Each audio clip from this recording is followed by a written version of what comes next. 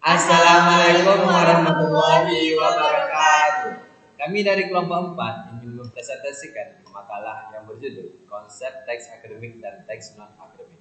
Saya M. Zaki selaku pemateri kedua. Di samping saya ada Saya Remsa Faris sebagai pemateri ketiga. Dan di samping saya ada Saya Saskia Sari sebagai pemateri pertama. Oke, kita langsung saja ke pembahasan materi yang pertama.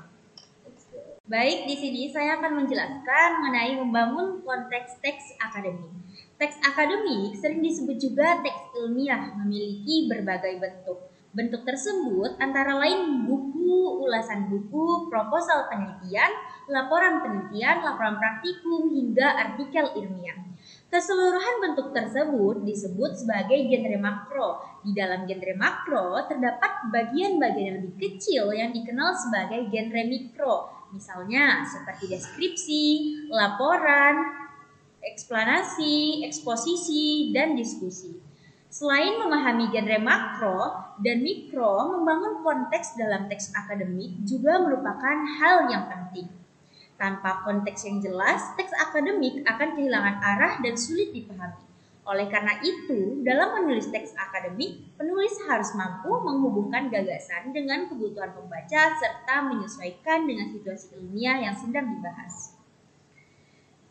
Selanjutnya, kita akan membahas mengenai menelusuri dan menganalisis model teks akademik.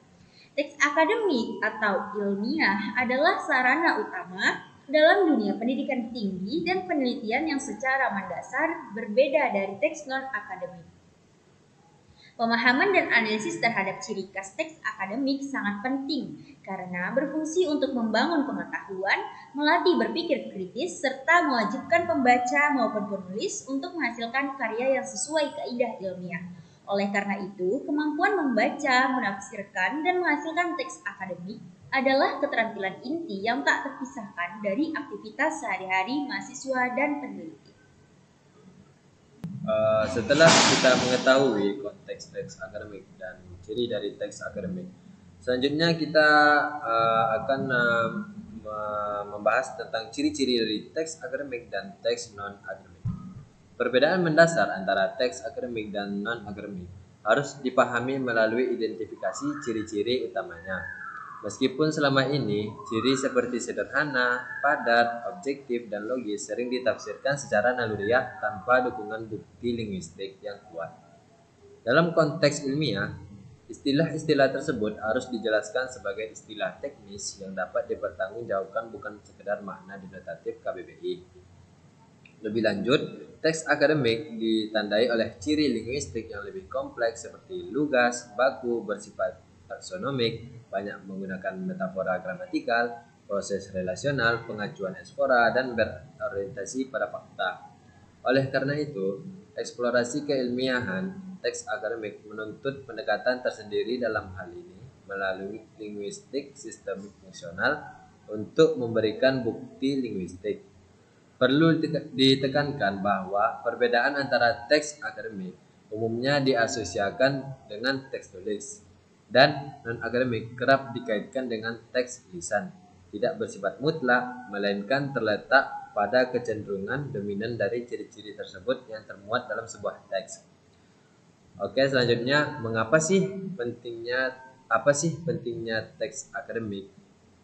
Oke, setiap insan di lingkungan akademik, terutama dosen dan mahasiswa, tidak dapat dilepaskan dari teks akademik, sehingga mereka wajib menguasai pengertian dan ciri-cirinya agar mampu mempertanggungjawabkan dan menjelaskannya.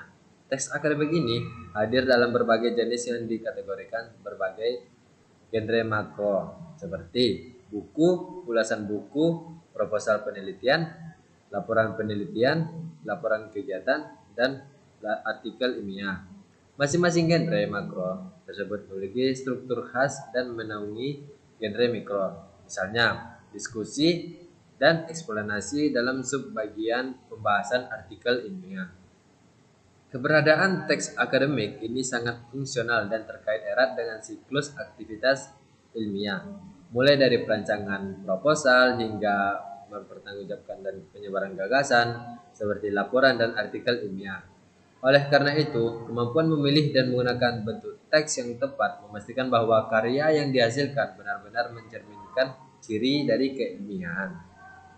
Oke, setelah kita mengetahui ciri-ciri dan mengapa sih pentingnya dari teks akademik dan non akademik ini, di sini saya akan menjelaskan tentang perbedaan teks akademik dan non akademik. Teks akademik umumnya diasosiasikan dengan teks tulis, sedangkan teks non akademik kerap dikaitkan dengan teks lisan. Akan tetapi, hal ini pun tidak menjadi hitam putih. Misalnya, berarti berita radio adalah teks tulis yang disampaikan secara lisan, sedangkan naskah drama adalah teks lisan yang dimediakan dalam bentuk tulisan. Dengan demikian, teks apapun biasanya memuat ciri lisan dan tulis sekaligus. Artikel ilmiah yang tergolong teks tulis tetap memiliki ciri lisan tertentu, dan percakapan yang jelas bersifat lisan pun kadang mengandung ciri tulis. Artinya, perbedaan keduanya berada pada sebuah kontinum gaya bahasa dari yang lebih lisan, lebih tulis, hingga berada di antara keduanya. Baiklah, materi selanjutnya saya akan membahas tentang teks akademik dalam berbagai genre makro dan mikro. Yang pertama, dalam ulasan buku. Secara umum, dapat dibedakan menjadi buku ajar dan buku referensi.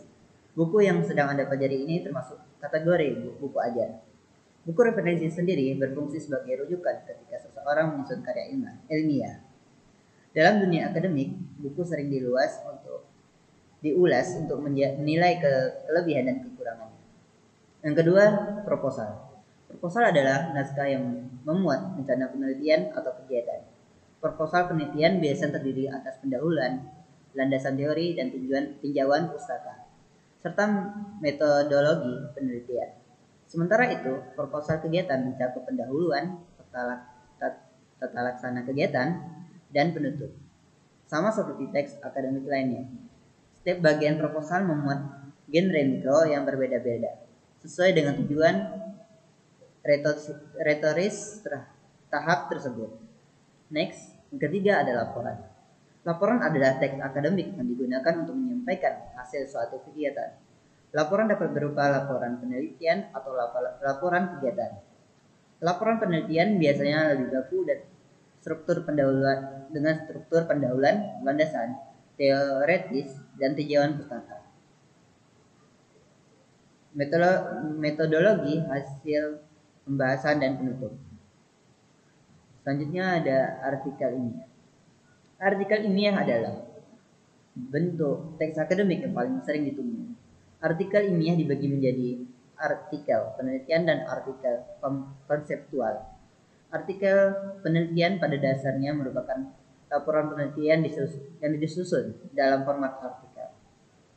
Nah, dari penjelasan yang sebelumnya dapat kita simpulkan bahwa teks akademik adalah sarana utama dalam dunia ilmiah untuk menyampaikan gagasan, mengembangkan pengetahuan, dan melatih berpikir kritis. Ia berbeda dari teks non-akademik yang subjektif dan kurang data empiris. Dengan berbeda bahasa, sistematika, dan keabsahan sumber. Tersusun dari genre makro, yaitu buku, proposal, laporan, dan artikel ilmiah. Dan juga mikro, yaitu deskripsi, eksposisi, dan diskusi. Teks ini runtut, terstruktur, dan mudah dipahami. Ciri-cirinya objektif, logis, lugas, menggunakan bahasa baku, serta dapat dipertanggungjawabkan. Penguasaannya penting bagi mahasiswa, dosen, dan peneliti, karena aktivitas akademik bergantung pada kemampuan membaca dan menulisnya. Pemahaman konteks, struktur, dan ciri-cirinya memungkinkan produksi karya sesuai kebutuhan, menjadikannya media utama untuk tradisi ilmiah yang kritis, sistematis, dan berkelanjutan. Setelah kawan-kawan mendengarkan presentasi dari kami bertiga tadi, selanjutnya kami akan mengadakan kuis yang akan dibacakan oleh Sastiasari. Di sini kami memberikan sebuah potongan kalimat pada suatu teks yang berisikan berdasarkan hasil penelitian ditemukan bahwa tingkat stres meningkat pada mahasiswa menjelang ujian akhir semester.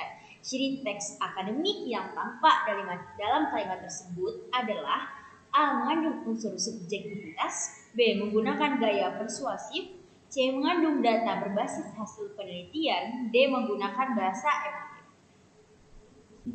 Itulah kuis dari kelompok kami. Sekiranya kawan-kawan bisa menjawab, boleh ditulis dalam kolom komentar. Baiklah, berakhir kuis tadi, berakhir pula presentasi kami. Sekiranya ada salah dari kami, mohon maaf. Dan saya akhiri. Wassalamualaikum warahmatullahi wabarakatuh.